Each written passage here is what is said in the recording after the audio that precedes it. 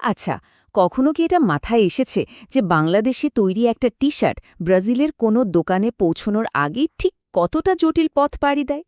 এর চাবিকাঠিটা লুকিয়ে আছে একটা নামে, মার্কোসুর। আজকে আমরা ঠিক এটাই দেখব, কিভাবে এই বিশাল বাজার আর তার গোলকধাঁধাকে পার করা যায়।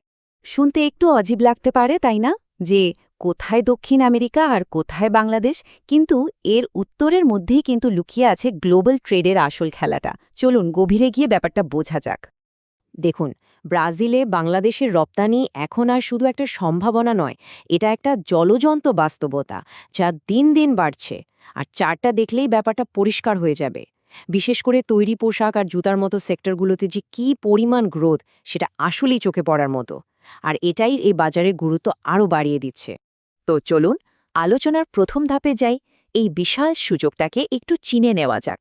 রপ্তানি বাড়ানোর জন্য ব্রাজিল কিন্তু বাংলাদেশের সামনে একটা নতুন দিগন্ত খুলে দিয়েছে। এখন প্রশ্ন হল, ব্রাজিলই কেন? কেন এত ফোকাস এই দেশটার উপর? কারণটা খুব সিম্পল। এটা শুধু একটা দেশ না, এটা একটা বিশাল কনজিউমার মার্কেট। আর তার চেয়েও বড় কথা, এটা পুরো সাউথ আমেরিকায় ঢোকার একটা স্ট্র্যাটেজিক গেটওয়ে।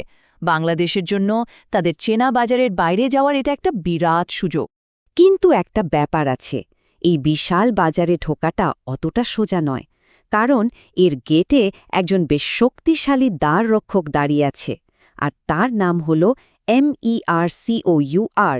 এই বাণিজ্য জোটটাই ব্রাজিলের বাজারের সব নিয়মকানুন ঠিক করে দেয়। তো এই মার্কোসুর জিনিসটা আসলে কি?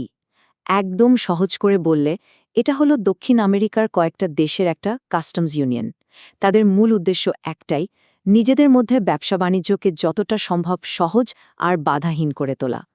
তাহলে এই ক্লাবের মেম্বার কারা?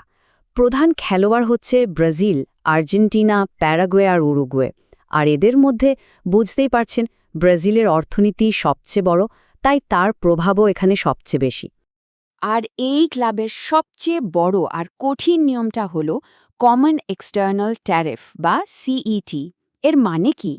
মানে হল, মার্কোসুরের বাইরের কোনো দেশ যদি এদের কাছে কিছু বিক্রি করতে চায়, তাহলে সব সদস্য দেশ মিলে একই হারে একটা ট্যারিফ বা শুল্ক বসাবে। আর ঠিক এইখানেই বাইরের রপ্তানিকারকদের জন্য আসল চ্যালেঞ্জটা শুরু হয়। তো চলুন এবার দেখি মূল সংঘাতের জায়গাটা, মানে যারা এই জোটের সদস্য না, তাদের ঠিক কি কি চ্যালেঞ্জের মুখে পড়তে হয়। ব্যাপারটা অনেকটা একটা ক্লাবের ভেতরের আর বাইরের সদস্যের মতো। একদিকে যারা ভেতরে আছে, তারা নিজেদের মধ্যে কোনো রকম ট্যাক্স ছাড়াই ব্যবসা করছে, কাস্টমস প্রক্রিয়াও খুব সহজ। অন্যদিকে বাংলাদেশের মতো দেশ যারা ক্লাবের বাইরে, তাদের এক তো উঁচু শুল্কের দেয়াল টপকাতে হচ্ছে, তার উপর ভেতরের সদস্যদের সঙ্গে তীব্র প্রতিযোগিতায় নামতে হচ্ছে। আরেকটা বিরাট চ্যালেঞ্জ আছে, যেটাকে বলে প্রেফারেন্স এরোশন। জিনিসটা কি? ধরুন মার্কোসুর ভিয়েতনামের সাথে একটা ফ্রি ট্রেড এগ্রিমেন্ট করল। তাতে কি হবে? হঠাৎ করেই ভিয়েতনামে টি শার্টের ওপর শুল্ক কমে যাবে, ফলে ব্রাজিলের মার্কেটে তাদের টি শার্ট সস্তা হয়ে গেল। এখন বাংলাদেশের টি শার্টের মান একই হওয়া সত্ত্বেও শুধু এই শুল্কের কারণে সেটা তুলনামূলকভাবে দামি হয়ে পড়বে। আর এভাবেই বাংলাদেশ প্রতিযোগিতা থেকে ছিটকে যেতে পারে। শুধু শুল্কের ব্যাপারটাই কিন্তু শেষ না, এর সাথে যোগ হয় আরও অনেক ঝক্কি ঝামেলা। যেমন ধরুন জটিল সব নিয়মকানুন, স্পেশাল কাস্টমস ডকুমেন্টেশন, আবার তাদের লোকাল টেকনিক্যাল স্ট্যান্ডার্ডও পূরণ করতে হয়। তার উপর আছে লম্বা শিপিং টাইম। সব মিলিয়ে পুরো ব্যাপারটা বেশ কঠিন হয়ে দাঁড়ায়। তাহলে প্রশ্ন হল, এত সব চ্যালেঞ্জের মুখে বাংলাদেশের জেতার উপায় কি? চলুন এবার সেই প্লেবুকটা একটু দেখে নেওয়া যাক। এই কৌশলটা খুব সহজ, মূলত ৩টে ধাপের উপর দাঁড়িয়ে আছে। ১ নম্বর, সেই সব প্রোডাক্টের উপর ফোকাস করা যেগুলোতে বাংলাদেশ অলরেডি খুব স্ট্রং। ২, সব নিয়মকানুন অক্ষরে অক্ষরে মেনে চলা, কোনো ফাঁক রাখা যাবে না। আর ৩ নম্বর, যেটা খুব জরুরি, সেটা হলো লোকাল বায়ারদের সাথে একটা মজবুত ভরসার সম্পর্ক তৈরি করা। আর প্রথম পয়েন্টটা নিয়ে যদি বলি, বাংলাদেশের হাতে কিন্তু অলরেডি কয়েকটা ট্রাম্প কার্ড আছে। তৈরি পোশাক, পাট আর পাটজাত পণ্য, হোম টেক্সটাইল, এমনকি জুতার মতো সেক্টরগুলোতে বাংলাদেশের দক্ষতা প্রমাণিত। কাজেই এই কৌশলটা কিন্তু শুধু মুখের কথা নয়, খুবই বাস্তবসম্মত। তবে এখানে সবচেয়ে জরুরি হলো মাইন্ডসেটটা বদলানো। ব্রাজিলকে একটা সুযোগ হিসেবে দেখলে চলবে না, বরং একে একটা স্ট্র্যাটেজিক লং টার্ম পার্টনার হিসাবে দেখতে হবে, আর তার জন্য কোয়ালিটি আর লোকাল মার্কেটিংয়ে ইনভেস্ট করার কোনো বিকল্প নেই।